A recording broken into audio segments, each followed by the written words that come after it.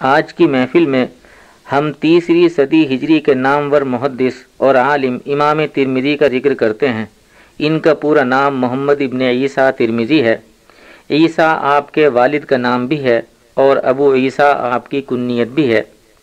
آپ کے مرتب کردہ مجموعہ احادیث جامع ترمذی کا شمار صحاح ستہ میں ہوتا ہے، یعنی دنیا اسلام میں حدیث کے جو 6 مجموعے اپنی صحت کی وجہ سے صحاح ستہ کہلائے، ان میں جامع ترمذی بھی شامل ہے۔ اس دور کے دوسرے اہل علم و فضل کی طرح امام ترمذی نے بھی بے شمار علماء اور محدثین سے علم حدیث حاصل کیا اور بہت سے شہروں اور ملکوں کی علمی سیاحت کی۔ ان کے شیوخ میں امام محمد ابن اسماعیل بخاری، امام محمد ابن مسلم ابن حجاج قشیری، امام ابو داود اور قتیبہ ابن سعید ثقفی کے نام قابل ذکر ہیں۔ امام ترمذی کے حافظے کا یہ عالم تھا کہ ایک مرتبہ ان کے استاد نے انہیں ایک ایسے رسالے کی قراءت کا حکم دیا جو انہوں نے امام ترمذی کو املا کرایا تھا۔ اتفاق سے وہ رسالہ اس وقت ان کے پاس موجود نہ تھا۔ انہیں شرم آئی کہ استاد محترم سے یہ کہیں کہ آپ کا املا کرایا ہوا رسالہ اس وقت میرے پاس نہیں ہے۔ اس رسالے کو پہلے پڑھ چکے تھے۔ چند سادے کاغذ ہاتھ میں اٹھائے اور اپنی یادداشت کی بنیاد پر استاد کی لکھائی ہوئی تحریر پڑھنی شروع کر دی۔ پڑھنے کے دوران استاد محترم نے دیکھ لیا کہ یہ تو میرا املا کرایا ہوا رسالہ نہیں، لیکن جب انہوں نے دیکھا کہ امام ترمذی نے محض اپنے حافظے اور یادداشت سے پورا رسالہ سنا دیا تو حیران بھی ہوئے اور خوش بھی، اور فرمانے لگے کہ میں نے ایسے حافظے والا اب تک کوئی نہیں دیکھا۔ امام ترمذی نے متعدد کتابیں لکھیں، ان میں کتاب التاریخ، کتاب الزہد، کتاب الجرح والتعدیل اور کتاب العلل قابل ذکر ہیں، لیکن ان کی جامع الترمذی کو جو شہرت اور قبولیت حاصل ہوئی وہ کسی دوسری تصنیف کو حاصل نہ ہو سکی۔ جامع ترمذی کی تعریف میں علماء اندلس نے ایک بہترین قصیدہ لکھا جسے علامہ جلال الدین سیوطی رحمہ اللہ نے اور شاہ عبدالعزیز دہلوی نے بستان المحدثین میں نقل کیا ہے۔ شاہ صاحب کہتے ہیں کہ جامع ترمذی بعض وجوہ سے دوسری 5 کتب صحاح سے ممتاز ہے۔ اولاً حسن ترتیب، مختلف مسالک کا بیان اور ان کے دلائل کا ذکر، حدیث کی مختلف قسموں صحیح، حسن، ضعیف اور غریب وغیرہ کی نشاندہی، راویوں کے نام، کنیت، القاب اور رجال کے بارے میں مفید وضاحتیں۔ صحاح ستہ میں صحیح بخاری کے بعد سب سے زیادہ حواشی اور شروع جامع ترمذی کی لکھی گئیں۔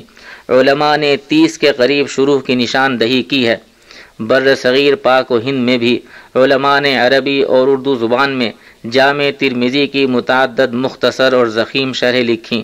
اردو تراجم بھی کثرت سے شائع ہو چکے ہیں۔ امام ترمذی کا سن ولادت 209 ہجری ہے۔ بعض روایات کے مطابق 24 رمضان المبارک سن 279 ہجری کو وفات پائی۔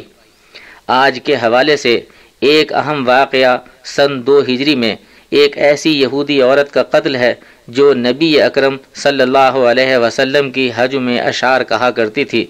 اس یہودی عورت کا نام اسماء تھا۔ یہ طرح طرح سے رسول اللہ صلی اللہ علیہ وسلم کو تکلیفیں پہنچاتی تھی، لوگوں کو آپ سے اور اسلام سے برگشتہ کرتی۔ جب آپ غزوہ بدر کے لیے تشریف لے گئے تو اسماء نے پھر اسی قسم کے اشعار کہے، جس میں اس دریدہ دہن عورت نے جناب رسالت مآب صلی اللہ علیہ وسلم کی شان میں گستاخانہ باتیں کی۔ ایک صحابی رسول عمیر ابن عدی نے یہ اشعار سنے تو انہیں بہت غصہ آیا۔ انہوں نے یہ منت مانی کہ اگر اللہ کے فضل و کرم سے نبی اکرم صلی اللہ علیہ وسلم بدر سے کامیاب و کامران واپس ہو کر تشریف لائے تو میں اس عورت کو ضرور قتل کر دوں گا۔ رسول اللہ صلی اللہ علیہ وسلم مظفر و منصور ہو کر بدر سے واپس ہوئے تو عمیر رات کے وقت تلوار لے کر اس کے گھر پہنچے۔ گھر کے اندر داخل ہوئے، نابینا تھے، اس لیے ہاتھ سے ٹٹول کر اس کے بچوں کو الگ کیا، تلوار اس کے پیٹ پر رکھی اور اس زور سے دبائی کہ آر پار ہو گئی۔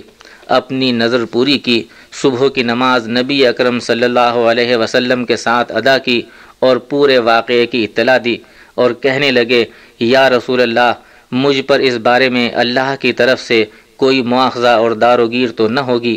آپ نے فرمایا اس بارے میں 2 بھیڑیں بھی آپس میں سینگ نہ ٹکرائیں گی، یعنی تم نے جو کچھ کیا ہے وہ ایسا عمل ہے جس میں کسی قسم کا اختلاف ہو ہی نہیں سکتا۔ انسان تو انسان، 2 بکریاں بھی آپس میں سینگ نہ ٹکرائیں گی۔ حضرت عمر فاروق کہنے لگے اس نابینا کو تو دیکھو کہ کس طرح رات کی تاریکی میں چھپ کر گیا اور اللہ کی اور اس کے رسول کی خوشنودی کے لیے کتنا بڑا کام کیا۔ رسول اللہ صلی اللہ علیہ وسلم نے فرمایا اے ابن خطاب اسے نابینا نہ کہو، یہ تو بیناؤں سے بھی بڑھ کر بینا ہے۔ ایک مرتبہ عمیر بیمار ہوئے تو جناب رسالت مآب نے فرمایا ہمیں اس بینا کے پاس لے چلو جو بنی واقف میں رہتا ہے، ہم اس کی عیادت کریں گے، رضی اللہ تعالی عنہ۔ This program is the sole property of Central Productions, Pakistan Broadcasting Corporation, Islamabad. Piracy in this regard is illegal.